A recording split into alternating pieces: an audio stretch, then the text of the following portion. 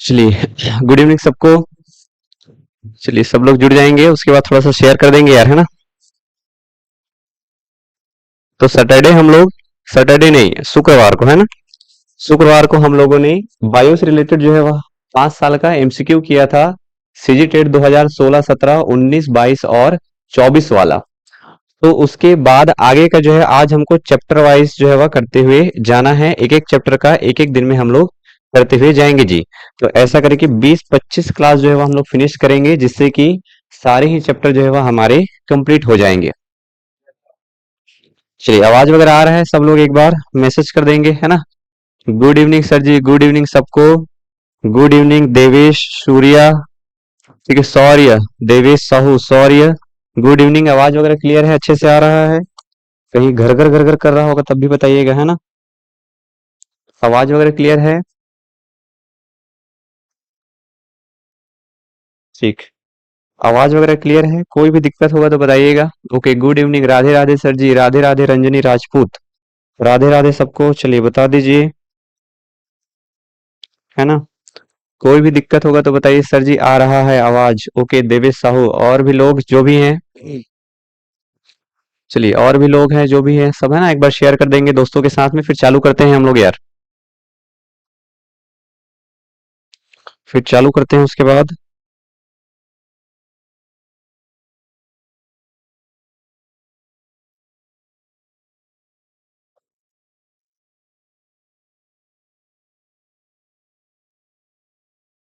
Good evening सब sir जी, clear है? Okay शौर्य, ठीक, सुरेखा जायसवाल, क्लियर है सर जी, ठीक है।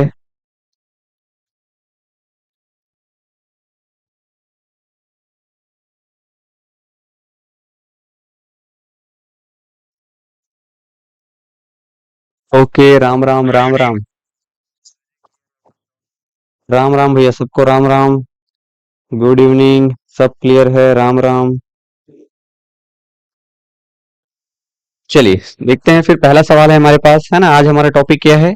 तो सजीवों के जो लक्षण है उससे रिलेटेड आज हम लोग देखने वाले हैं। हमारा पहला टॉपिक है सजीवों के लक्षण। एक तो है सजीवों का वर्गीकरण, ठीक, सजीवों का वर्गीकरण, और दूसरा है सजीवों का लक्षण। तो सजीव के कौन कौन से जो है वह हमको कैरेक्टर देखने को मिलेंगे, ये हमको देखना है ना। सजीव के हमको कौन कौन से कैरेक्टर देखने को मिलेंगे। चलो आवाज बढ़िया आ रहा है, घर घर तो नहीं कर रहा है ना, बताइए। कौन सा सब्जेक्ट है सर जी? बायो है भैया, है ना। आवाज घर घर तो नहीं कर रहा है, सब लोग कमेंट करिए ना। माइक जैसे पास हो जाता है तो आवाज थोड़ा घर घर करता है।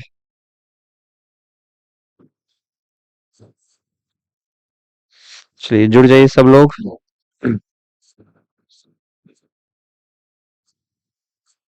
ठीक, गुड इवनिंग, राम राम सबको, है ना। ओके, आवाज जगत वर्गीकरण। तो ये वैज्ञानिकों की सूची देख के बताइए कि कौन सा जो ऑप्शन इसमें मैच हो रहा है। चलिए क्लियर है ना। Okay, Devesh Sahu, Surekha Jaiswal, all clear है, ठीक। चलिए इधर भी तो दिख रहा है ठीक ठाक, है ना। चलिए अपने दोस्तों को भी शेयर कर देंगे एक बार, है ना। सर आपके यहाँ से 10 रुपये वाला बिस्कुट कितने का है? 10 रुपए ही मिलता है जी, 10 रुपए वाला बिस्कुट, ठीक। ओके, तो जोड़ी मिलान करने वाले बताना है आपको। तो द्वि जगत पद्धति जो है वह किसके द्वारा दिया गया है? तो सबको पता है द्वि जगत पद्धति कौन दिया है, कैरोलस लिनियस। पांच जगत वर्गीकरण कौन दिया है? तो पांच जगत वर्गीकरण दिया है, कहाँ गया जी, उधर चला गया ये। पांच जगत वर्गीकरण, पांच जगत वर्गीकरण हमको देखने को मिलेगा आर एच विटकर का, और तीन जगत वर्गीकरण देखने को मिलेगा अर्नेस्ट हैकल, और चतुर्थ जगत वर्गीकरण देखने को मिलेगा कोपलैंड का। तो पहले तो दो जगत वर्गीकरण देखने को मिलेगा कैरोलस लिनियस का, और कैरोलस लिनियस ने जब द्विजगत वर्गीकरण दिया तो एक बोला उसने क्या, पादप, और दूसरा क्या बोला, जंतु। तो पादप और जंतु। उसके बाद जो है वह तीन जगत देखने को मिलेगा अर्नेस्ट हैकल, और अर्नेस्ट हैकल ने क्या बोला, पादप और जंतु के साथ में प्रोटिस्टा, ठीक, पादप और जंतु प्लस क्या बोल दिया उसने, प्रोटिस्टा एक और है, ऐसा करके। उसके बाद यह है कोपलैंड, चार जगत वाला। तो चार जगत में क्या हो गया, अब पादप हो गया, जंतु हो गया, प्रोटिस्टा, उसके बाद और क्या बोला, मोनेरा, ठीक है। तो ये और क्या बोल रहा है, मोनेरा है ना, मोनेरा प्रोटिस्टा पादप जंतु, ये प्रोटिस्टा पादप जंतु। उसके बाद क्या है, आर एच विटकर, और आर एच विटकर ने क्या जोड़ दिया उसमें, फंजाई, इसने क्या जोड़ा है उसमें, फंजाई। तो एक क्या हो गया, एक हो गया मोनेरा, एक प्रोटिस्टा, एक पाद फंजाई, एक पादप और एक जंतु। तो ऐसे करके 5 जगत वर्गीकरण देखने को मिला आपको आर एच विटकर का। चलिए पहले का आंसर क्या हो जाएगा, ओके। चलिए सब लोग कमेंट करेंगे पहला का क्या हो जाएगा।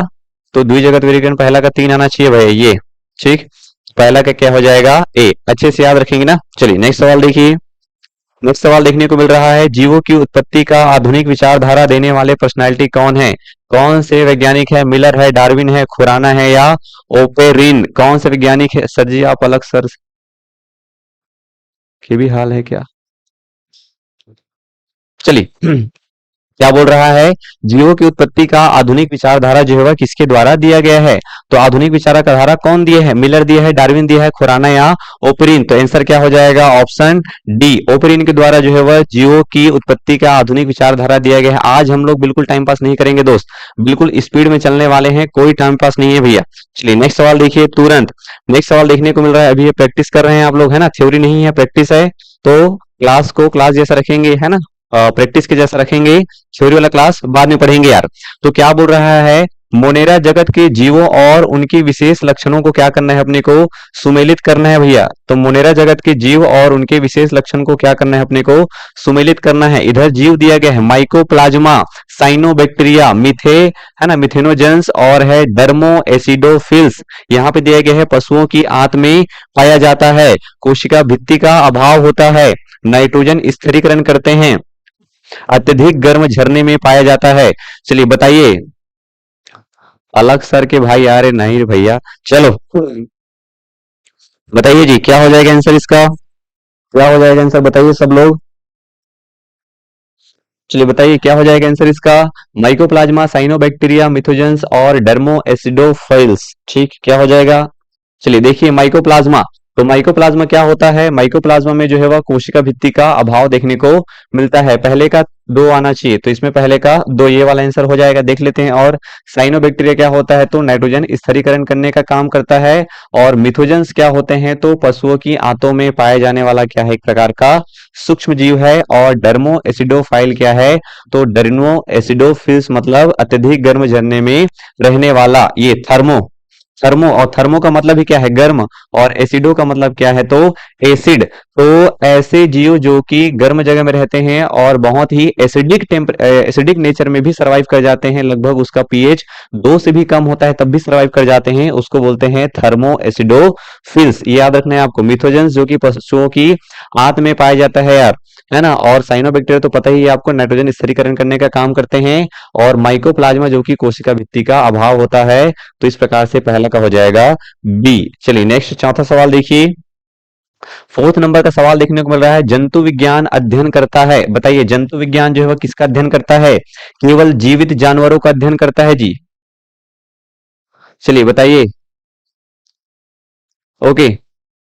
क्या बोल रहा है, केवल जीवित जानवरों का अध्ययन करता है, केवल जीवित वनस्पति का अध्ययन करता है, जीवित और मृत जानवरों दोनों का अध्ययन करता है, या जीवित और मृत वनस्पति दोनों का अध्ययन करता है। क्या हो जाएगा आंसर इसका,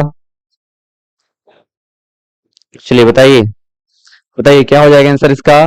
तो जंतु विज्ञान जूलॉजी का अध्ययन करता है ना, जंतु विज्ञान या जूलॉजी में अध्ययन करते हैं किसका, जीवित और मृत जानवरों का, है ना, दोनों का अध्ययन करते हैं। तो ऑप्शन सी इसका सही हो जाएगा। नेक्स्ट सवाल देखने को मिल रहा है आपको, क्या बोल रहा है, प्रोटोजोआ के समूहों को उनके गमन अंग, है ना, गमन अंग के आधार पर क्या करना है, सुमेलित करना है। इधर प्रोटोजोआ के समूह है, अमीबीय प्रोटोजोआ है ना, पशाभीय प्रोटोजोआ है, कशाभिकीय प्रोटोजोआ है, और स्पैरोजोआ है। यहाँ पे है कशाभिका, है ना, फ्लैजेला। एक यहाँ पे देखने को मिल रहा है कूटपाद, श्योडोपोडिया। यहाँ पे है गमन अंग अनुपस्थित, वाहक द्वारा गति करता है। और एक है क्षाभ या सिलिया। तो अमीबीय प्रोटोजोआ जानते हैं आप लोग, कूटपाद के द्वारा जो है गति करता है। क्षाभी प्रोटोजोआ जो है पक्षाभ देखने को मिल रहा है आपको यहाँ पे 4, और कशाभिकी में देखने को मिल रहा है कशाभिकी, ये वाला हो जाएगा। और स्पायरो जोआ क्या है, गमन करने के लिए अंग अनुपस्थित है, वाहक के द्वारा जो है गति की जाती है। तो पहला का 3 और दूसरा का 4, पहला का 3 आना, कहाँ गए जी, कक्षा भी। चलो थोड़ा मिस मैच हो गया है ना, सॉरी, पहला का 2 आना चाहिए और दूसरा का 4, ये वाला। पहला का 2 और दूसरा का 4। चलिए नेक्स्ट आगे बढ़िए। ओके, चलिए सर फर्स्ट क्लासिफिकेशन एरिस्टोटल। चलिए नेक्स्ट देखिए। नेक्स्ट सवाल देखने को मिल रहा है, एपीफाइट वे पौधे हैं जो अन्य पौधे पर निर्भर होते हैं। बताइए एपीफाइट के बारे में। एपीफाइट वे पौधे हैं जो अन्य पौधों पर निर्भर हैं, भोजन के लिए, यांत्रिक अवलंबन के लिए, छाया के लिए या जल के लिए। एपीफाइट क्या है अभी बताइए एपीफाइट के बारे में। एपीफाइट वो पौधे होते हैं जो कि निर्भर होते हैं किसके लिए बताओ, भोजन के लिए, यांत्रिक अवलंबन के लिए, छाया के लिए या जल के लिए। तो क्या हो जाएगा, आंसर हो जाएगा ऑप्शन बी, यांत्रिक अवलंबन के लिए, है ना। जब कोई यहाँ पे प्लांट है ऐसा और इस प्लांट के ऊपर कोई और प्लांट जग जाए ऐसा, तो उसको क्या बोलते हैं, एपीफ्लाइट, है ना, एपीफाइट बोलते हैं। प्लांट के ऊपर में कोई और प्लांट आ जाता है तब। नेक्स्ट सवाल देखिए, सवाल नंबर है 7वां, और सवाल नंबर 7वां क्या बोल रहा है, आर एच विटकर द्वारा प्रस्तावित 5 जगत वर्गीकरण के मुख्य मानदंडों के संबंध में निम्नलिखित कथनों पर विचार करना है दोस्त। जो आर एच विटकर के द्वारा 5 जगत वर्गीकरण दिया है उसके बारे में आपको बताना है। क्या बोल रहा है, कोशिकी संरचना के आधार पर दिया है, पोषण की प्रक्रिया के आधार पर दिया गया है, शारीरिक संरचना के आधार पर दिया गया है, केवल आकारिकी के आधार पर दिया गया है, या प्रजनन की विधि के आधार पर दिया गया है, या जाति वृत्तीय संबंध के आधार पर दिया गया है। फिजियोजेनेटिक रिलेशनशिप्स के बारे में जो है बताया जा रहा है ना। इसी प्रकार के ही सवाल आते हैं, है ना। चलिए इसी प्रकार के ही सवाल देखने को मिलेंगे आपको कूट वाले यार। बताओ क्या हो जाएगा आंसर इसका, आर एच विटकर द्वारा प्रस्तावित 5 जगत वर्गीकरण क्या हो जाएगा। तो आर एच विटकर ने जो 5 जगत वर्गीकरण दिया था उसके संबंध में कोशिकी संरचना तो सही बात है, पोषण की प्रक्रिया भी सही बात है, शारीरिक संरचना की भी बात किया गया था, लेकिन केवल आकारिकी, है ना, ओनली मॉर्फोलॉजी इसका बात नहीं है, प्रजनन की विधियां भी है और जाति वृत्ति संबंध भी है। तो 1 2 3 5 और 6, 1 2 3 5 और 6, ऑप्शन नंबर बी जो है वह इसका सही आंसर हो जाएगा। चलिए नेक्स्ट सवाल देखिए। नेक्स्ट सवाल देखने को मिल रहा है कथन, है ना, आर एच, ये डबल हो गया, रिपीट हो गया। नेक्स्ट देखिए, शुष्क जलवायु, है ना, जब ड्राई जलवायु होती है तो किस प्रकार के पेड़ पौधे जो है वह अनुकूलित होते हैं। शुष्क जलवायु की, है ना, के लिए भली भांति अनुकूलित पेड़ पौधे को कहते हैं। जब ड्राई जलवायु होता है तो कौन सा पेड़ पौधा है जो कि आसानी से सरवाइव कर जाता है दोस्त, बताइए क्या आ जाएगा आंसर इसका। चलिए क्या आ जाएगा आंसर इसका, तो आंसर देखने को मिलेगा अपने को, अधिपादप बोलते हैं उसको, मरुद्भिद बोलते हैं, जलोदभिद बोलते हैं, या मध्य पादप। तो क्या बोलते हैं उसको, मरुद्भिद। मरु, मरु मतलब क्या है ना, मरु मतलब बोल सकते हैं राजस्थान वाला एरिया है, डेजर्ट वाला एरिया है जी। तो मरुद्भिद जहाँ पे शुष्क जलवायु होती है ना। अधिपादप तो अभी पता है हम लोग, एपीफाइट, एपीफाइट को ही अधिपादप बोलते हैं। और ये है जलोदभिद, जहाँ पे जल वाले एरिया में जो पौधे आसानी से उग जाते हैं उसको जलितभूत बोलते हैं। ओके नेक्स्ट सवाल देखिए। नेक्स्ट सवाल है आपके पास, ये रहा, है ना। चलिए कथन कारण वाले ही सवाल आप लोग बोलते हैं, कथन कारण वाले सवाल इंपॉर्टेंट है, और सच में व्यापम की जो आवश्यकता है वो कथन कारण वाले सवाल की है। तो उस प्रकार देखिए क्या बोल रहा है ना, आर्कियो बैक्टीरिया के बारे में कथन बता रहा है कि आर्कियो बैक्टीरिया अत्यंत कठिन वाष्प स्थानों जैसे लवणीय क्षेत्र, गर्म झरने पर जीवित रहने में क्या होते हैं, सक्षम होते हैं, बोल रहा है। आर्कियोबैक्टीरिया के बारे में बता रहा है कि ये गर्म झरने वाले एरिया में, लवणीय वाले क्षेत्र में क्या होता है, रहने के लिए अनुकूल है। क्यों अनुकूल है, क्योंकि आर्कियोबैक्टीरिया की कोशिका भित्ति की जो संरचना होती है वो अन्य, है ना, अन्य बैक्टीरिया की कोशिका भित्ति से भिन्न होती है, जो उन्हें प्रतिकूल अवस्थाओं में भी जीवित रहने के लिए उत्तरदायी होती है। तो क्या कारण और कथन दोनों सही हैं, क्या कारण और कथन दोनों सही हैं, ठीक, वीरेंद्र कुमार कैवर्थ। चलिए तो 10वां का क्या आना चाहिए बताइए, तो 10वां का क्या आना चाहिए, 10वां का है ए दोस्त, है ना। क्या बोल रहा है, कथन और कारण दोनों ही सही हैं, और कारण जो है वह कथन का सही स्पष्टीकरण है। नेक्स्ट सवाल देखिए, युगलिना के बारे में बताना है भैया। क्या बोल रहा है युगलिना के बारे में, कि युगलिना को पादप और जंतु के बीच की संयोजक कड़ी कड़ी कहा जाता है। ठीक, कथन क्या बोल रहा है? युगलिना को पादप और जंतु की संयोजक कड़ी बोलते हैं। क्यों संयोजक कड़ी बोलते हैं? क्योंकि युगलिना प्रकाश की उपस्थिति में प्रकाश संश्लेषण करता है पादप जैसा, है ना, और लेकिन प्रकाश के अभाव में अन्य जीवधारियों का शिकार करके परपोषण भी दिखाता है जैसे कि जंतु। तो बताइए क्या कथन और कारण दोनों सही हैं? क्या हो जाएगा आंसर इसका? बताइए, कथन और कारण क्या दोनों सही देखने को हमको मिल रहा है यार? 11 का क्या बोल रहे हैं? ए, बिल्कुल सही बात है दोस्त, 11 का ए हो जाएगा, कथन कारण दोनों सही हैं। और सही क्या है? स्पष्टीकरण, क्योंकि युगलिना को जंतु और पादप की बीच की, सॉरी, हाँ, युगलिना को जंतु और पादप की बीच की कड़ी कहा जाता है। अच्छा, तो वायरस को, है ना, वायरस सुने होंगे आप लोग, ये वायरस को जो है वह सजीव, वायरस को सजीव और निर्जीव के बीच की कड़ी कहा जाता है जी। वायरस को सजीव और निर्जीव के बीच की कड़ी कहा जाता है, ये आपको याद रखना है। अच्छा, ये तो हो गया वायरस। और आप लोग कमेंट करिए, है ना, एक तो वायरस याद रखना है, सजीव और निर्जीव के बीच की कड़ी। चलिए नेक्स्ट, अभी और आगे जो है सवाल आएगा इस पर कड़ी वाला, तो उसको अभी नहीं बता रहा हूं, सवाल में पढ़ेंगे। नेक्स्ट देखिए, 5 जगत वर्गीकरण के तहत, ठीक, ये देखिए 5 जगत वर्गीकरण के तहत प्रोटिस्टा के बारे में क्या विशेषताएं हैं? क्या बोल रहा है?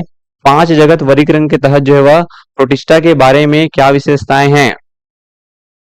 सर आप थ्योरी पढ़ाइए सर जी। ठीक है यार, थ्योरी, है ना, थ्योरी कराएंगे भैया, थोड़ा टाइम है उसके लिए। गुड इवनिंग, है ना, Anita Raj, good evening. Theory पढ़ाएंगे दोस्त, पहले ये वाला थोड़ा सा कर लेते हैं ना, अभी एमसीक्यू आपके लिए ज्यादा इंपॉर्टेंट है। थ्योरी कराएंगे, जैसे ही थ्योरी की क्लासेस डलेगी तो आपको सूचना दिलवाया जाएगा, है ना, यूट्यूब के माध्यम से हो या एप्स के माध्यम से हो। बाकी आप लोग को अगर डेली जो है सूचना चाहिए तो आप साध्य पीएससी एकेडमी का एप्स डाउनलोड कर सकते हैं, वहां से आपको पूरी जानकारी प्राप्त होती रहेगी। क्या बोला है? 5 जगत वर्गीकरण के तहत प्रोटिस्टा जगत की विशेषताएं क्या है? सभी सदस्य जो है अनिवार्य रूप से क्या होते हैं? जलीय होते हैं, बोल रहा है दोस्त। सभी सदस्य क्या है? अनिवार्य रूप से जलीय होते हैं। सभी सदस्य एकल कोशिकीय यूकैरियोटिक होते हैं, है ना, यूकैरियोटिक और प्रोकैरियोटिक। प्रो मतलब क्या है? बायो की भाषा में प्रो का मतलब क्या होता है? शुरुआती। तो उसकी कोशिका अधिक डेवलपमेंट नहीं है, वहां पे केंद्रक, है ना, केंद्रिका वगैरह नहीं है। बाकी केंद्रक केंद्रिका जब डेवलप हो जाता है तो उसको बोलते हैं यूकैरियोट्स। ये अलैंगिक जनन के साथ साथ वास्तविक लैंगिक, है ना, जनन भी करते हैं। तीसरा है और चौथा है, इस जगत की सीमाएं ठीक तरीके से निर्धारित नहीं है। चलिए बताइए क्या हो जाएगा इसका आंसर? केवल 1 2 3, केवल 2 3 4, केवल 1 4 और केवल 1 2 3 और 4। तो क्या हो जाएगा आंसर इसका? बताइए। सभी कथन जो है वो इसमें सही है भैया, केवल 1 2 3 और 4 सभी कथन जो है वह सही है। नेक्स्ट सवाल देखिए, वायरस के आनुवांशिक पदार्थ के बारे में बताना है आपको। वायरस का आनुवांशिक पदार्थ के बारे में बताना है। सभी पादप वायरस के एक लड़ी, है ना, वाला आरएनए होता है। क्या बोल रहा है? सभी पादप वायरस जो होते हैं वो एक लड़ी वाला आरएनए से बनता है, बोल रहा है, सिंगल स्ट्रैंडेड आरएनए। दूसरा क्या बोल रहा है? जंतु वायरस में एकल या दोहरी लड़ी वाला आरएनए और डीएनए दोनों पाया जा सकता है। जीवाणु भोजी जो होते हैं, बैक्टीरियोफेज जो होते हैं, में मुख्य रूप से दोहरी लड़ी वाला डीएनए पाया जाता है, बोल रहा है जी, दोहरी लड़ी वाला डीएनए पाया जाता है। वायरस मेजबान कोशिका के बाहर निष्क्रिय रवेदार क्रिस्टलाइन होते हैं, बोल रहा है। बताइए क्या हो जाएगा आंसर इसका? चलिए नेक्स्ट देखिए, बताइए क्या हो जाएगा आंसर इसका? ठीक, बताइए। केवल 1 2 3 4। Okay, good evening Rakesh sir. EVS का क्लास कब करवाते हैं आप? बिल्कुल, जो संस्थान का मोबाइल नंबर दिया गया है उसमें फोन करके जानकारी ले सकते हैं जी, है ना, वहां से आपको जानकारी मिल जाएगी भैया। क्या हो जाएगा आंसर इसका? तो सभी पादप वायरस, है ना, तो पहला कथन क्या है? सही है। दूसरा कथन भी क्या है? सही है। तीसरा कथन भी सही है और चौथा कथन भी सही है। तो यार क्या हो जाएगा इसमें? ये सभी, है ना, ऑप्शन सी, 1 2 3 4 सभी कथन क्या है? सही है। नेक्स्ट सवाल देखिए, माइकोप्लाज्मा के विषय में क्या कहा जा रहा है? ठीक, माइकोप्लाज्मा के विषय में क्या कहा जा रहा है? माइकोप्लाज्मा के विषय में कौन सा कथन जो है वह सत्य है? क्या बताना है हमको? सत्य कथन बताना है। ये कोशिका भित्ति रहित मोनेरा जगत के जीव हैं। ये सबसे छोटी ज्ञात जीवित कोशिकाएं हैं, ये बिना ऑक्सीजन के जीवित रह सकते हैं। ये पादप और प्राणियों दोनों में रोग उत्पन्न करने का काम करते हैं। तो पहला सही है, दूसरा सही है, तीसरा सही है और चौथा भी सही है। इस प्रकार सी सभी कथन क्या हो जाएंगे, सही देखने को मिलेंगे। चलिए नेक्स्ट सवाल देखिए दोस्त। नेक्स्ट सवाल देखने को मिल रहा है आपको, क्या बोला जा रहा है माइकोप्लाज्मा के विषय में। चलिए ये तो रिपीट हो गया अभी, है ना, रिपीट हो गया, देख लिए। नेक्स्ट देखिए। क्या बोल रहा है, जीव विज्ञान की वह शाखा जिसमें आनुवांशिक अभियांत्रिकी के द्वारा मानव प्रजाति में सुधार लाया जाता है वह जानी जाती है, क्या बोलते हैं उसको, यूथेनिक्स के नाम से जानते हैं, यूजेनिक्स के नाम से जानते हैं, एथनोलॉजी के नाम से जानते हैं या यूफेनिक्स के नाम से जानते हैं। चलिए 16 का बताइए भैया क्या हो जाएगा, 16 का बताइए क्या होगा, सब लोग 16 का बताइए क्या होने वाला है आंसर, 16 का बताइए सब लोग, है ना, 16 का बताइए क्या हो जाएगा आंसर, 16 का बताइए क्या हो जाएगा आंसर।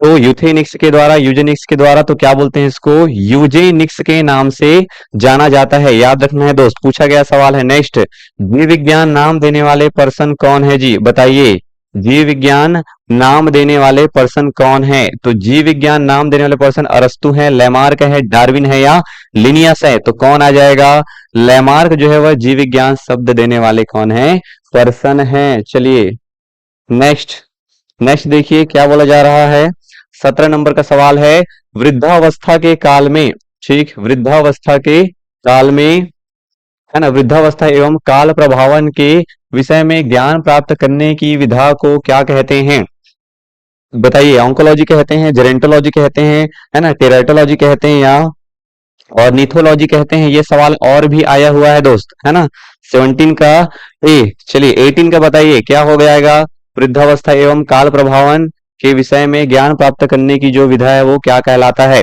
ऑन्कोलॉजी है, जेरेंटोलॉजी है और टेरेटोलॉजी और निथोलॉजी, है ना, जिसमें हम लोग ओल्ड एज, है ना, ओल्ड एज के लोगों के बारे में जो पढ़ते हैं उसको तो क्या बोलते हैं उसको, जेरेंटोलॉजी। तो ये ऑन्कोलॉजी क्या है, ऑन्कोलॉजी जो है वह कैंसर का अध्ययन कहलाता है ऑन्कोलॉजी, और ये ऑर्निथोलॉजी में जो है वह पक्षी विज्ञान में जो है वह अध्ययन किया जाता है। नेक्स्ट सवाल देखिए, जंतु विज्ञान की उस शाखा को क्या कहते हैं जिसमें प्राणी मात्र के व्यवहार का अध्ययन किया जाता है, जीव पारिस्थितिकी है, सामाजिक अध्ययन है, पारिस्थितिकी है या मानव शास्त्र है। इसमें, है ना, केवल क्या बोला है, ये व्यवहार का अध्ययन करते हैं किसके, प्राणी मात्र का, इसका मतलब केवल मानव पूछ रहा है ऐसा नहीं है, जीव पारिस्थितिकी है, सामाजिक अध्ययन है, पारिस्थितिकी है या मानव शास्त्र। तो क्या हो जाएगा, जीव पारिस्थितिकी जो है वह इसका सही आंसर हो जाएगा दोस्त, है ना, जीव पारिस्थितिकी जो है वह इसका सही आंसर हमको देखने को मिलेगा।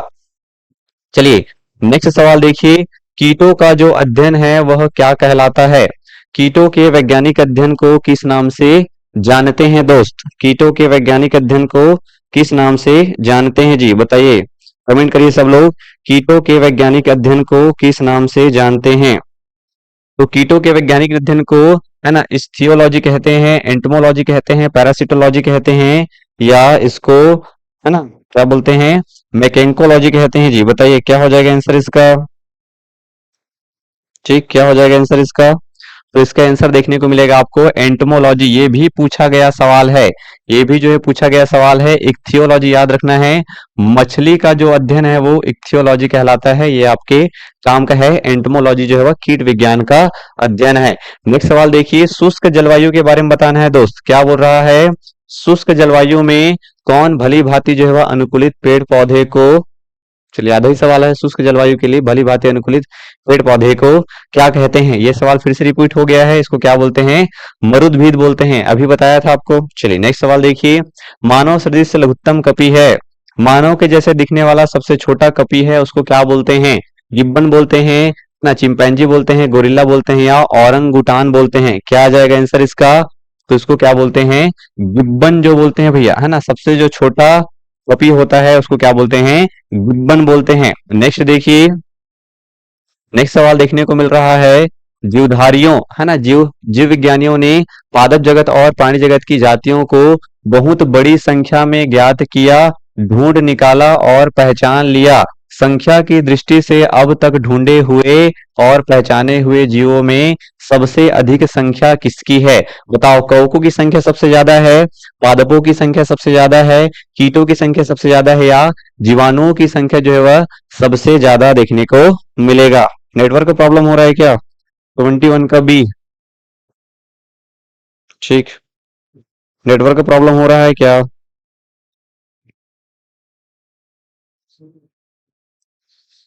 चलिए बताइए जी, 21 का क्या आ जाएगा?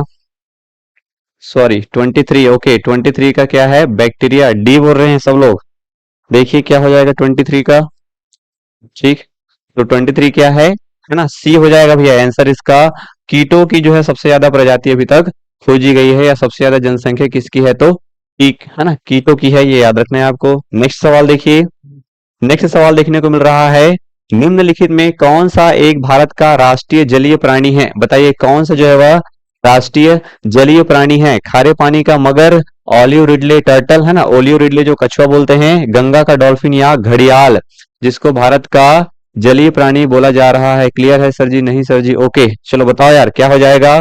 तो गंगा डॉल्फिन को जो है वह क्या कहा जाता है ना, भारत का राष्ट्रीय जलीय प्राणी कहा जाता है। नेक्स्ट सवाल देखिए, निम्नलिखित में से कौन सा जो है वह कीट नहीं है भैया? कौन सा कीट नहीं है बताइए? निम्नलिखित में से कौन सा कीट नहीं है? क्या तितली कीट नहीं है ना? तितली कीट नहीं है, या तिलचट्टा कीट नहीं है, या मच्छर कीट नहीं है, या मकड़ी कीट नहीं है? बताइए क्या आ जाएगा? 24 का डी। ओके 25 का बताइए सब लोग, कौन सा जो है कीट नहीं है? तितली, तिलचट्टा, मच्छर, या मकड़ी? कौन सा कीट नहीं है? क्या हो जाएगा? Okay C D. 24 का डी। 25 का बताइए, निम्नलिखित में से कौन सा कीट नहीं है? तो मकड़ी जो है वह कीट नहीं है, ये याद रखना है आपको। ठीक है, मकड़ी कीट नहीं है, तितली कीट है, तिलचट्टा कीट है, और मच्छर भी क्या है? कीट की श्रेणी में आता है। ओके नेक्स्ट देखिए। नेक्स्ट देखिए क्या बोल रहा है, निम्नलिखित जंतुओं में से किसमें 3 प्रकोष्ठ वाला हृदय पाया जाता है? 3 चेम्बर हार्ट जो है वह किसमें देखने को मिलेगा? बंदर में, मगर में, मछली में, या मेढक में? किसमें जो है 3 चेम्बर हार्ट देखने को मिलता है? बताइए जी, किसमें 3 चेम्बर हार्ट देखने को मिलता है? चलिए सब लोग कमेंट करेंगे किसमें 3 चेम्बर हार्ट देखने को मिलता है अपने को? 3 चेम्बर हार्ट जो है वह किसमें देखने को मिलेगा?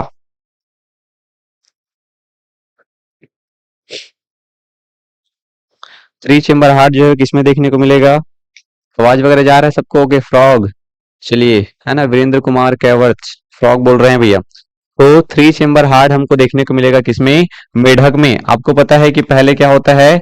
2 चेम्बर हार्ट होता है दोस्त, है ना? पहले 2 चेम्बर हार्ट होता है, उसके बाद 3 चेम्बर हार्ट होता है, उसके बाद 4 चेम्बर हार्ट होता है।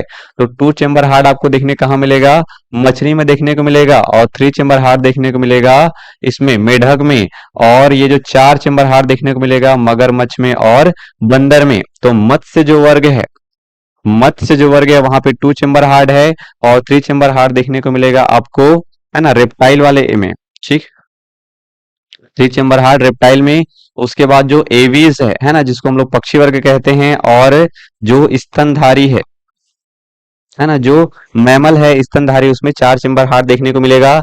एक याद रखना है आपको, मगरमच्छ। ठीक है, मगरमच्छ जो है वह एकमात्र रेप्टाइल है जिसमें 4 चेम्बर हार्ट देखने को आपको मिलेंगे जी। चलिए नेक्स्ट सवाल देखिए। तो नेक्स्ट सवाल है आपके पास, ऑक्टोपस के बारे में बताना है आपको कि ऑक्टोपस जो है वह एक संधिपाद है, मतलब जोड़ीदार पैर पाए जाते हैं इसमें। सूल चर्मी है, मतलब इसके चर्म में कांटे पाए जाते हैं। एक हेमिकॉर्डेटा है ना, हेमिकॉर्डेटा मतलब क्या? जिसके दोनों ही साइड क्या होते हैं? बराबर होते हैं, दोनों पार्श्व समान दिखते हैं। एक मृदु कवची है। क्या हो जाएगा आंसर इसका? तो ऑक्टोपस में याद रखना है ऑप्शन डी। क्या हो जाएगा? एक मृदु कवची है। नेक्स्ट, इसके जो कवच है वो क्या होता है? एकदम मृदु है ना। चलिए नेक्स्ट सवाल देखिए। नेक्स्ट सवाल है आपके पास, निम्नलिखित में से कौन सा मछली नहीं है? बताइए, स्टार फिश मछली नहीं है, सॉ फिश मछली नहीं है, पाई फिश मछली नहीं है, या गिटार फिश जो है वो मछली नहीं है? बताइए जी क्या हो जाएगा आंसर? क्या जो है वो मछली नहीं है? इस प्रकार के सवाल आते हैं, जैसे कि मोस्ट इंपॉर्टेंट तो झींगा मछली बार बार पूछता है आपको कि झींगा मछली मछली है कि नहीं है करके। तो याद रखना है झींगा मछली जो है वह मछली नहीं है, है ना। झींगा मछली जो है वह मछली नहीं है भैया, याद रखना है आपको। झींगा मछली जो है वह मछली नहीं है, ये आपको अच्छे से याद रखना है। चलिए बताइए क्या हो जाएगा इसमें आंसर। ठीक, 28 का ए, स्टार फिश। ओके, 28 का क्या बोल रहे हैं, स्टार फिश जो है मछली नहीं है। बिल्कुल सही बात है, स्टार फिश जो है वो मछली नहीं है भैया। तो और कौन कौन सी मछली नहीं है, तो एक तो याद रखना है आपको झींगा मछली, ठीक, एक है झींगा मछली जो है वो मछली नहीं है। एक याद रखना है आपको क्रे फिश, ठीक है, एक क्या है, क्रे फिश जो है मछली नहीं है। एक याद रखना है आपको कैटल फिश, ठीक, एक क्या है, कैटल फिश जो है वो भी क्या है, मछली नहीं है। तो झींगा मछली हो गया, क्रे फिश हो गया, कैटल फिश हो गया। तो ऐसे ही और बहुत से टाइप के मछली हैं जिनके नाम में तो मछली आता है लेकिन वो मछली नहीं है। आप लोग जो है वो कमेंट करेंगे। नेक्स्ट सवाल देखिए, सबसे बड़ा स्तनधारी कौन सा है ना, स्तनपाई मतलब वही है, स्तनधारी पूछ रहा है। वेल मछली सबसे बड़ा स्तनधारी है, अफ्रीकी हाथी सबसे बड़ा स्तनधारी है, दरियाई घोड़ा है, या ध्रुवीय भालू जो है वो सबसे बड़ा स्तनधारी है। बताइए क्या हो जाएगा, सबसे बड़ा स्तनधारी कौन सा है जी, सबसे बड़ा स्तनधारी कौन सा है, बताइए सबसे बड़ा स्तनधारी कौन सा है। चलिए 29 का ए बोल रहे हैं ना, तो सबसे बड़ा स्तनधारी कौन सा है, वेल मछली। बिल्कुल याद रखना है, वेल मछली मछली नहीं है, ये क्या है, स्तनधारी है ना, स्तनधारी है। मैमल की श्रेणी में आता है यार, क्योंकि इसमें मेमोरी ग्लैंड पाए जाते हैं, स्तन ग्रंथि पाई जाती है। नेक्स्ट सवाल देखिए, नेक्स्ट सवाल है आपके पास कि तालाबों और कुएं में निम्नलिखित में से एक को छोड़ने से मच्छरों को नियंत्रित करने में मदद मिलती है। बताओ किसको छोड़ दोगे, केकड़ा छोड़ दोगे तो मच्छर मर जाएगा क्या, हम, केकड़ा है, डॉग फिश है, गैम्बूसियन फिश है, और है घोंघा। तो किसको छोड़ने से जो है वह ना तालाबों में हमको क्या देखने को मिलता है, मच्छरों नियंत्रित देखने को मिलता है। तो याद रखना है ऑप्शन सी, गैम्बूशियन जो फिश देखने को मिलेगा आपको, जिससे कि तालाबों में क्या देखने को मिलेगी आपको, मच्छरों के, है ना, उसके अंडों को खा जाता है ये, जिससे आपको मच्छरों में कमी देखने को मिलेगी। नेक्स्ट सवाल देखिए क्या बोल रहा है, रेशम कीट के बारे में बताना है जी। रेशम कीट जिसको सिल्क वार्म बोलते हैं, अपने जीवन चक्र में किस चरण में वाणिज्य तंतु, फाइबर और, है ना, कॉमर्स पैदा करता है। कब जो है वह रेशा पैदा करता है, वो अंडा के समय, लार्वा के समय, प्यूपा के समय, और पूर्ण कीट बनने पर, है ना, ये कंप्लीट एडल्ट बनने पर जो है वह वो करता है, या, है ना, प्यूपा के समय में या लार्वा के, इसको कैटरपिलर भी बोलते हैं, लार्वा वाले टाइम को कैटरपिलर बोलते हैं। क्या आ जाएगा, याद रखना है आपको, प्यूपा वाले समय में जो है वो फाइबर का निर्माण करना प्रारंभ करता है। और यही उसके चार चरण हैं, एग वाला, लार्वा, प्यूपा और एडल्ट, ऐसा करके। नेक्स्ट सवाल देखिए, चलिए नेक्स्ट सवाल देखने को मिल रहा है, निम्नलिखित में से कौन सा प्राणी, है ना, मनुष्य के रक्त से समानता रखता है। चिंपैंजी, रिसस बंदर, गोरिल्ला, या बैबून।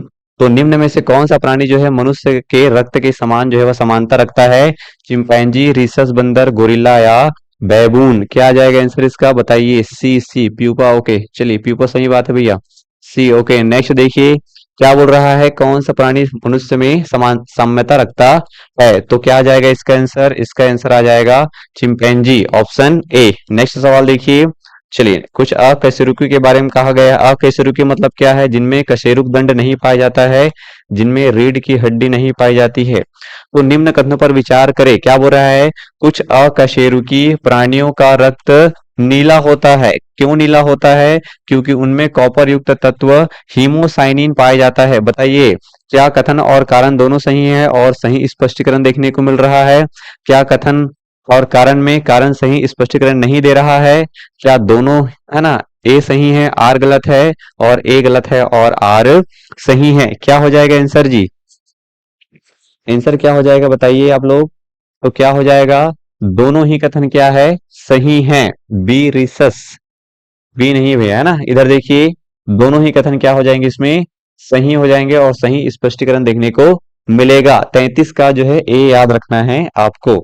चलिए जुगनू है, बताइए जुगनू क्या है, एक प्रकार का मोलस्का है, कीट है, क्या है, जुगनू जानते हैं, है ना। रात में अब तो जुगनू देखने को भी नहीं मिलता है, पहले जुगनू देखने को मिलता था। तो पूछ रहा है कि ये जो जुगनू होता है क्या एक मोलस्का है, कीट है, कृमि है, या सूत कृमि है। बताइए क्या है ना, क्या है बोल रहा है जुगनू। तो जुगनू क्या है, एक प्रकार का कीट है दोस्त, जुगनू एक प्रकार का कीट देखने को आपको मिलेगा। चलिए नेक्स्ट सवाल देखिए क्या बोल रहा है नेक्स्ट सवाल में। तो नेक्स्ट सवाल में बोल रहा है कि निम्नलिखित निम्नलिखित में कौन सा युग्म ठंडे रक्त वाले जानवरों की श्रेणी में आता है? तो आप लोग जानते हैं एक होता है कोल्ड ब्लड एनिमल और एक होता है हॉट ब्लड एनिमल। तो एक ठंडे रक्त वाले जीव हैं और एक गर्म रक्त वाले जीव हैं। तो बताइए इसमें से कौन सा श्रेणी है जो कि ठंडे रक्त वाले समूह में आएगा? मेढक और सर्प, चमगादड़ और चूहा, सर्प और पक्षी, या पक्षी और बंदर? बताइए कौन सा आ जाएगा? कौन सा आ जाएगा जी? तो पक्षी और बंदर है, सर्प और पक्षी है, चमगादड़ और चूहा। तो मेढक और सर्प जो है वह क्या है? कोल्ड ब्लड एनिमल में आ जाएंगे, जबकि हॉट ब्लड एनिमल में क्या आ जाएंगे? एविस पक्षी वर्ग और है ना मैमल आ जाएंगे उसमें। चलिए नेक्स्ट सवाल देखिए, क्या बोल रहा है? डॉल्फिन को वर्गीकृत किया गया है। बताइए डॉल्फिन को जो है वह कहाँ वर्गीकृत कर सकते हैं? क्या वो मत्स्य वर्ग में आएगा, उभयचर वर्ग में आएगा, सरीसृप वर्ग में आएगा, या स्तनी वर्ग में देखने को हमको मिलेगा? तो डॉल्फिन को हम लोग कहाँ डाल सकते हैं? तो डॉल्फिन आएगा आपके स्तनी वर्ग में देखने को मिलेगा, है ना। डॉल्फिन जो है वह एक स्तनी वर्ग में देखने को मिलेगा। मेघा पुष्पा ए ओके 35 का ए, 36 का है ना, 36 का क्या हो जाएगा? 36 का डी है जी। चलिए नेक्स्ट सवाल देखिए। तो नेक्स्ट सवाल क्या देखने को मिल रहा है? गर्म रुधिर वाले जंतु वे होते हैं जो अपने शरीर के तापक्रम को कैसे करते हैं? बताइए। गर्म रुधिर वाले जंतु वे होते हैं जो कि अपने शरीर के तापक्रम को वातावरण के तापक्रम से नीचा रखते हैं, वातावरण के तापक्रम से ऊंचा रखते हैं, हमेशा एक सा बनाए रखते हैं, या वातावरण के तापक्रम के बराबर बनाए रखते हैं। बताइए गर्म रुधिर वाले जीव कैसे होते हैं जी? चलिए बताइए गर्म रुधिर वाले जीव कैसे होते हैं, है ना। 2 मिनट थोड़ा सा वेट कर लेते हैं। गर्म रुधिर वाले जीव कैसे होते हैं? चलिए 37 का सी। ठीक, वेरी गुड। 37 का क्या आ जाएगा? सी देखने को अपने को मिलेगा। तो गर्म रुधिर वाले जीव कैसे होते हैं? तो गर्म रुधिर वाले जीव अपने को देखने को कैसे मिलेगा? बताइए। गर्म रुधिर वाले जीव कैसे हैं? तो हमेशा एक सा जो है वह बनाए रखते हैं। ठीक है, गर्म रुधिर वाले जीव जो है वह हमेशा एक सा बनाए रखते हैं। ओके, ये गर्म रुधिर वाले जीव जो है वह हमेशा एक से जो है अपना ब्लड का टेम्परेचर बनाए रखते हैं। नेक्स्ट देखिए, हेलोफाइट्स अच्छी वृद्धि करते हैं जी। बताइए हेलोफाइट्स जो है वह अच्छी वृद्धि करते हैं, कहाँ अच्छी वृद्धि करते हैं हेलोफाइट्स?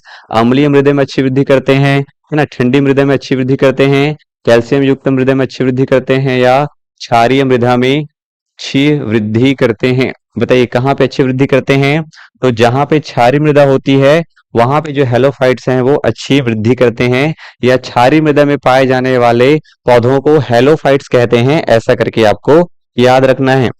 चलिए, उड़ने वाला स्तनधारी कौन सा है? बताइए उड़ने वाला स्तनधारी कौन सा है? जैगुआर है, शुतुरमुर्ग है, पेलिकन है?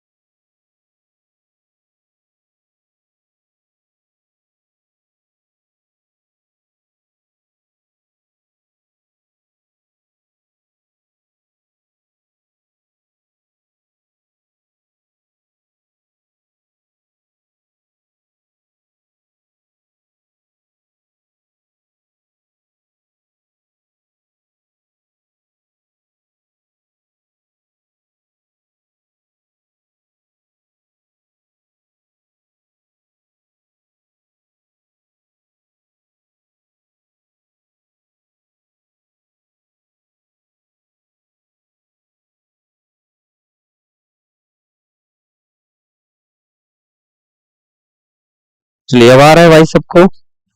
एक बार बता देंगे? चलिए अब आ जाएगा, अब आ जाएगा। अच्छा, वर्मा जी बोल रहे हैं बिल्कुल आवाज नहीं आ रहा है सर। ठीक है, आ जाएगा, कोई दिक्कत नहीं है अब, है ना।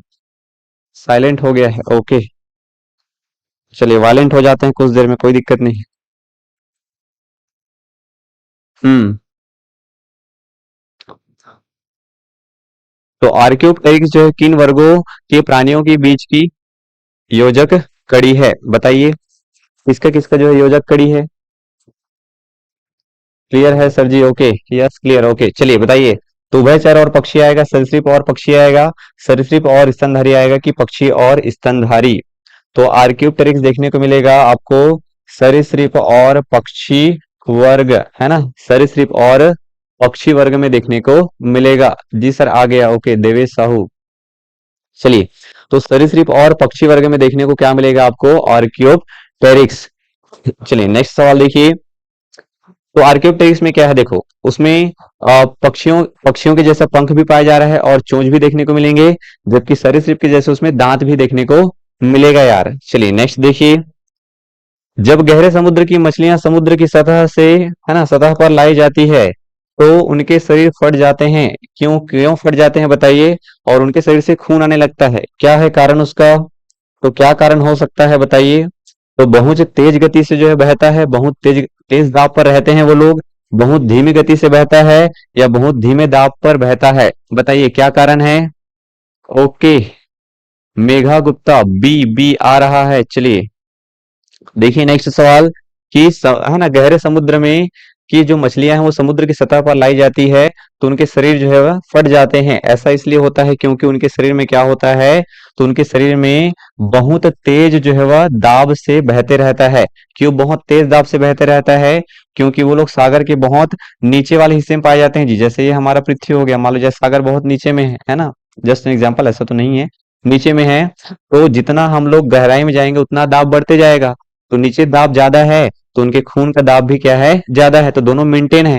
और जब ऊपर लाओगे तो खून का दाब तो ज्यादा है लेकिन वायुमंडलीय दाब ऊपर में क्या हो जाएगा, कम, तो इसलिए क्या हो जाता है, वो फट जाता है। चलिए नेक्स्ट सवाल देखने को मिल रहा है आपको, निम्नलिखित, है ना, निम्नलिखित में से कौन सा एक पर्यावरणीय परिवर्तन के प्रति सर्वाधिक संवेदनशील है। कौन सा ऐसा जीव है, उभयचर है, सरीसृप है, स्तनपायी है या कीट है, जो कि पर्यावरण के प्रति सर्वाधिक क्या है, संवेदनशील है। बताइए कौन जो है वह सबसे ज्यादा संवेदनशील देखने को हमको मिलेगा। उभयचर मिलेगा, सरीसृप मिलेगा, स्तनपायी मिलेगा या कीट। तो पर्यावरण के प्रति सबसे ज्यादा संवेदनशील कौन देखने को मिलता है, उभयचर देखने को मिलता है। नेक्स्ट सवाल देखिए। स्थलीय जीवों की अपेक्षा, क्या बोल रहा है, स्थलीय जीवों की अपेक्षा, है ना, जंतुओं जीवों में श्वसन की दर काफी तेज होती है। इसका श्रेय किस लिए दिया जाता है, स्थलीय जीवों की अपेक्षा जलीय जीवों में, है ना, जो स्थलीय जीव की अपेक्षा जलीय जीव है वो बहुत तेजी से श्वसन करते हैं। क्यों तेजी से श्वसन करते हैं, क्योंकि वायु में ऑक्सीजन की मात्रा की तुलना में जल में घुलित ऑक्सीजन की मात्रा अधिक होती है। ठीक है, क्या बोल रहा है, जल में घुलित ऑक्सीजन की मात्रा अधिक होती है। जल में घुलित ऑक्सीजन की मात्रा की तुलना में वायु में ऑक्सीजन की मात्रा जो है वह अधिक होती है। और जलीय जीवों में गिल्स का पाए जाना या वायु में ऑक्सीजन की मात्रा की तुलना में जल में घुलित ऑक्सीजन की मात्रा निम्न होती है। क्या हो जाएगा आंसर इसका बताइए जी, है ना। क्यों जो है वह जलीय जीव बहुत तेजी से सांस लेते हैं। तो आप तेजी से कब सांस लेते हैं, जब आपको ऑक्सीजन अच्छे से नहीं मिलता है। तो ऑक्सीजन जब किसको नहीं मिलेगा अच्छे से, जब घुला नहीं रहेगा अच्छे से जल में, तो कहां से मिल पाएगा। तो क्या बोल रहा है, वायु में ऑक्सीजन की मात्रा की तुलना में जल में घुलित ऑक्सीजन की मात्रा निम्न होना, ये क्या हो जाएगा उसका आंसर हो जाएगा। जल में जो है घुलित ऑक्सीजन की मात्रा कम होती है जिससे कि, है ना, तेज हो जो है वह सांस लेते हैं। नेक्स्ट सवाल देखिए। यदि अलवण जल की स्वस्थ मछली को, ठीक, क्या बोल रहा है, अलवण जल की स्वस्थ मछली को लवण जल में रख दिया जाए तो क्या होगा, है ना। अगर कोई नॉर्मल फ्रेश वाटर का मछली है उसको बहुत ज्यादा लवण वाले में, है ना, क्षार वाले में अगर रख दिया जाए तो क्या होगा, निर्जलित होकर मर जाएगी, आफुलित होकर मर जाएगी, जैव, है ना, सूक्ष्म जैविक संक्रमण ग्रस्त होकर मर जाएगी, या कोई समस्या का अनुभव नहीं करेगी। तो क्या होगा, निर्जलित होकर जो है वह मर जाएगी। ऐसा क्यों होगा, तो ऐसा परासरण के कारण देखने को मिलता है। यदि अलवण जल का मछली तो अलवण जल का मछली मतलब फ्रेश वाटर में है, तो उसके अंदर भी जो वाटर है वो भी क्या होगा, फ्रेश होगा। लेकिन जब फ्रेश वाटर की मछली को हम लोग लवण वाले जल में रख देंगे, तो फ्रेश वाटर मछली का जो जल है वो कहाँ चला जाएगा, लवण वाले जल में चला जाएगा, जिससे कि निर्जलित होकर जो है मर जाएगी भैया। नेक्स्ट सवाल देखने को मिल रहा है, खुला परिसंचरण तंत्र पाया जाता है जी। खुला परिसंचरण तंत्र जो है वह किसमें देखने को मिलेगा? तो खुला परिसंचरण तंत्र किसमें देखने को मिलेगा? खुला परिसंचरण तंत्र जो है आपको केचुआ, सरीसृप, कॉकरोच या टोड में देखने को मिल रहा है। बताइए, खुला परिसंचरण तंत्र किसमें देखने को मिलेगा? तो खुला परिसंचरण तंत्र आपको कॉकरोच में देखने को मिलेगा। परिसंचरण तंत्र बोलने का मतलब क्या है? तो कॉकरोच में जो ब्लड वेसल्स नहीं पाई जाती है, जिसके कारण उसका ब्लड पूरे बॉडी में फैला होता है, जबकि केचुआ, सरीसृप, टोड या मानव में जो है वह नलिकाएं पाई जाती है, जिससे कि ब्लड हमारी नलिकाओं में प्रवाहित होती है। तो कॉकरोच हो जाएगा इसका आंसर। नेक्स्ट देखिए, निम्नलिखित में से कौन सा एक सही वर्ग है? कौन सा जो है वह एक सही वर्ग है वर्गीकरण में? बताइए। जगत है ना, किंगडम आएगा, उसके बाद संघ, फिर गण आएगा, फिर कुल आएगा, फिर वर्ग, फिर जाति आएगा। पहले जगत आएगा है ना, जगत को फिर गण में बांटा गया है, गण को फिर वर्ग में, वर्ग को संघ में, संघ को वंश में, वंश को जाति में। कि जगत को वर्ग में बांटा गया है, वर्ग को गण में, गण को संघ को कुल में, कुल को जाति, जाति को वंश। तो क्या हो जाएगा आंसर इसका? इसका आंसर हो जाएगा ऑप्शन डी। पहले जगत आएगा और सबसे लास्ट में क्या आएगा? जाति। तो जगत के बाद संघ, संघ के बाद वर्ग, वर्ग के बाद गण, गण के बाद कुल, और कुल के बाद वंश, और वंश के बाद जाति आएगा। इसको याद रखना है, ये बार बार पूछने वाला सवाल है ना, इंपॉर्टेंट है भैया, बार बार पूछता है, इसको अच्छे से याद रखना है आपको। नेक्स्ट सवाल देखिए, सवाल नंबर 47। और सवाल नंबर 47 क्या है?